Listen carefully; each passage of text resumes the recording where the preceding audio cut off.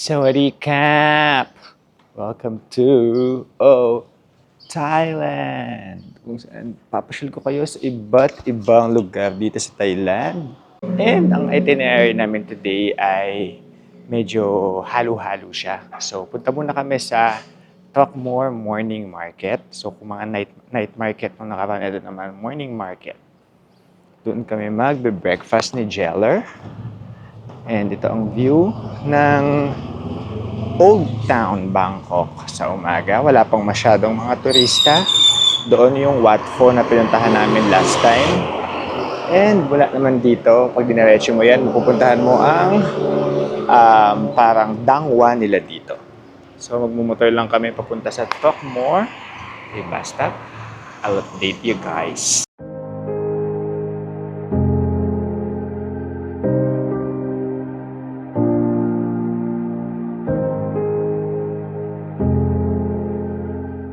Okay, after a very quick motor ride, nandito na kami sa Tokmor Morning Market.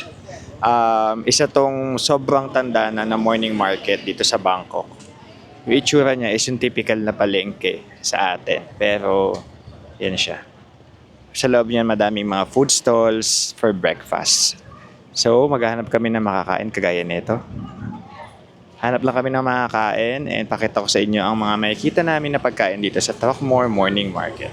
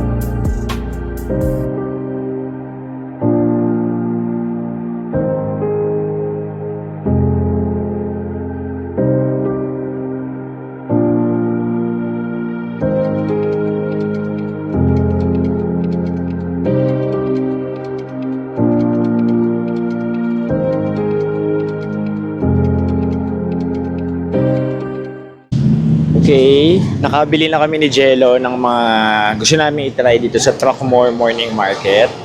And dito kami umupo sa tindahan ng crispy pork. Ito yung in-order namin. Kasi yung mga in-order namin, bumili kami ng tinapay na parang may sausawan na gatas na malapot. Ito naman parang dila-dila nila. May mais siya sa loob. Ito naman yung milk tea na nasa bag. Pagkatapos sa Jello, may binibili pa siya doon. Nandun siya. Parang fishball yata. So, titikman natin ang lahat ng ito for our breakfast. Yan, bumili pa siya. Mga barbecue, mga fish balls. Okay, titikman na po namin ang aming mga binili. Tahin natin sa sabaw.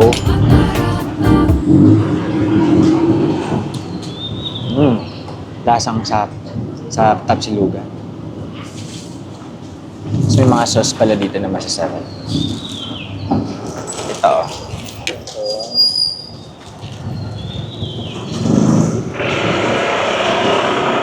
Tikman natin sa crispy pork.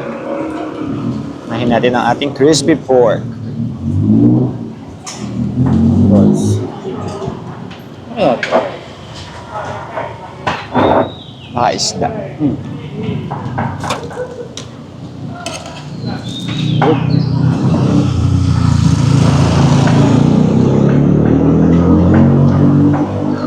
Ang sarap. Hindi pala pork to, chicken. Ang sarap. Okay. Next naman, squid balls. Ay, basta balls. Parang beef. Mmm. Ang sarap. Ano lasa niya? Parang patis siya. Parang beef nga yung balls na yun. Dahil yung binili, oh. Naman. Tingin ko pork naman to. Ang hap ka, ang lambot. Pork naman to, pork. Mas manamis-namis siya. Sarap to.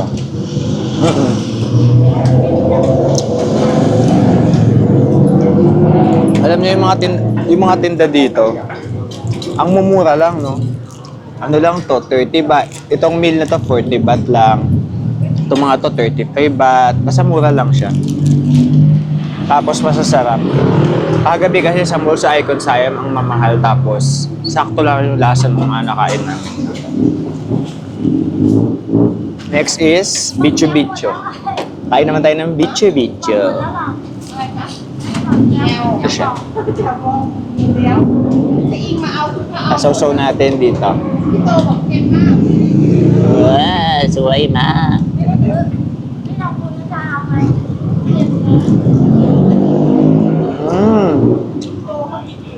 Gatas na malako. Tapos yung tinapay, may gatas na malako.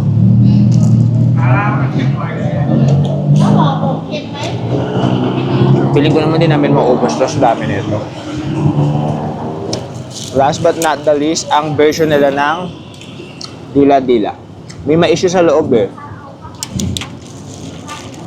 Meron din binubudbud na ganito.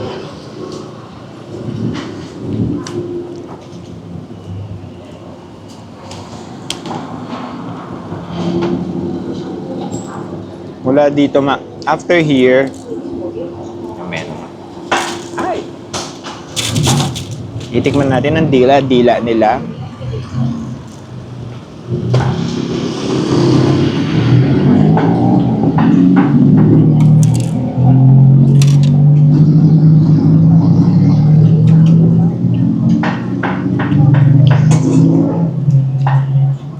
Yung labas niya, nasa dila-dila nga lang. Pero, ang loob nga niya, may parang giniling na mais.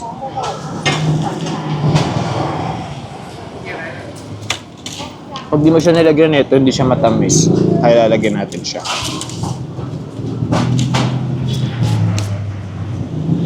Okay. Ito pala.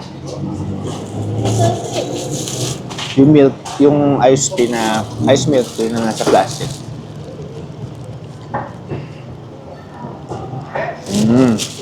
Medyo manamis-namis siya. Pero kanina kaya sobrang tamis yung gatas na sa ilalim. Mura lang to. 30 baht. Okay, tapusin na namin pagkain namin dito. After here, pupunta naman kami dun sa isang temple na may malaking Buddha. Buyers. Okay, after ng more than 20 minutes sa pagmumotor na medyo umiinit na ng konti, nandito na kami sa Wat Paknam. Basta ito yung may malaking Buddha. Ito siya. Ayun o. Basta ayun siya. Natatakpan ng puno. CR lang kami. After namin mag-CR, pasok na kami sa loob. Tapos na kami mag-CR. Lahat ng CR yata ng mga temple ay na-CR na namin. Dahil laging sumasakit yung tiyan namin. Pero yung CR naman dito, lahat may bidet. So, perfect for me and for us. So, ito tayo sa Wat Paknam. Ayan o. Wat Paknam, Bisichoren, Bangkok. And ito siya. Isang malaking Buddha. Ito siya. From afar. Sobrang laki niyan. Medyo malayo to, kaya hindi masyadong puntahan, pero maganda to talaga. Sa likod nito, meron yung ano naman. May stupa na pwedeng pumasok sa loob.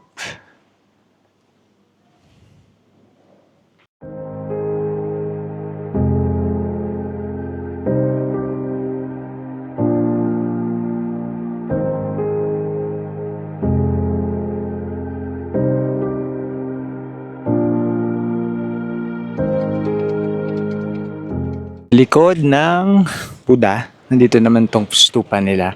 Nasa loob nito ay merong magandang ceiling. Kulay green yung ceiling niya. So, papasok kami ni Jello.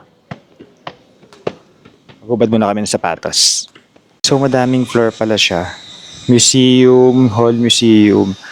Tapos dito yung Glass Pagoda sa pinakatoktok. Sa first floor or sa second floor yata ito. Yan, ganyan lang siya. Parang hall lang siya. Nasa baba yung museum, di kami nagpunta. Balik kami dito. Ito museum naman. Museum ng mga Buddha.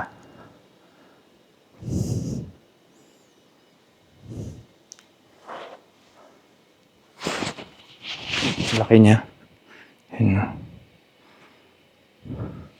Dito naman sa floor na to, ang dami akong nakikitang gold na nakaupo na ganyan.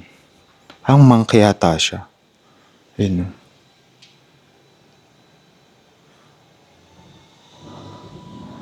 Sa last floor kung saan nandito yung... Ay, ang ganda. Ang ganda, baby, oh. May view dito ng Buddha. Ito. Pero nakatalikod siya. Pero ang main attraction talaga dito is ito. Diba? Ang ganda, oh. Ganda ng ng wall. Ay, ng dingding niya. Okay, picture-picture lang kami dito, ha?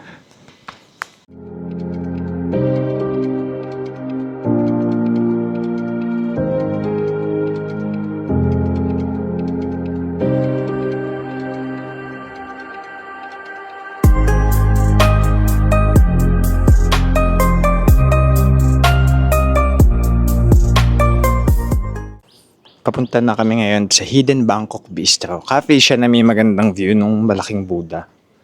Lalakad lang kami ngayon sa mga iskinita dito. Yun siya. Oh. Meron pa isang Buddha dito. Pero hindi yan yung pupuntahan namin. So ito ang view ng kanal. Alam niyo yung mga ilog sa kanila, yung mga kanal sa kanila.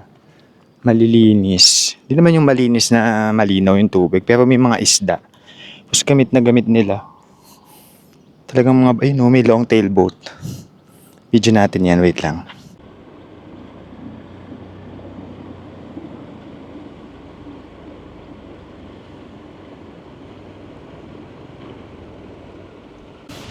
Uminom kami na ng Fanta Strawberry. Fanta, napakasarap. Sweet. Sobrang sweet niya. Hindi ko sinabi sa kanya gawin niya yan. Sabi niya lang siya daw. Sa pilitan. Malansa lang yung amoy nung nandun kami sa tulay. Biglang humangin.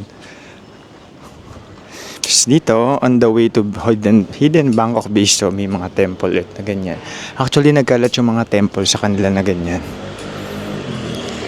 Doon pa lang sa train galing airport, ang dami na namin nakitang mga temple na ganyan. Eto siya. Ay, ang ganda. Tingnan nyo. Mayroong Buddha na nakahiga ulit doon. Pero babae naman siya ngayon. Katapos, mayroong magandang building dito. Tapos tanaw dito yung isa pang malaking Buddha. Divine.